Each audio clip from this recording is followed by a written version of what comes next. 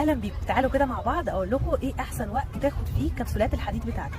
احسن وقت تاخد فيه كبسولات الحديد هي على معده فاضيه، يفضل قبل الاكل بساعه او بعد الاكل بساعتين، عشان الحديد ده من العناصر الحساسه جدا جدا جدا تجاه الاكل وكمان المشروبات اللي ممكن تشربها معاه. لو انت عايز امتصاص الحديد يتحسن جوه جسمك وجسمك يستفاد بيه اضعاف، يفضل انك تاخده مع فيتامين سي، زي مثلا تشرب عصير برتقال، تشرب جريب فروت، تشرب عصير طماطم. كل الحاجات دي هتساعد جدا جدا من امتصاص الحديد.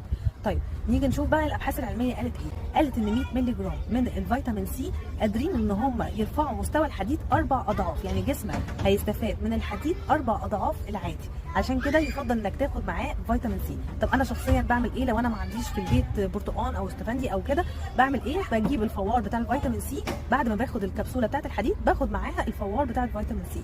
بكده انا هكون ضمنت احسن امتصاص لماده الحديد. ويفضل طبعا نشرب القهوه والشاي والحاجات دي كلها بعيد عن الوقت اللي احنا هناخد فيه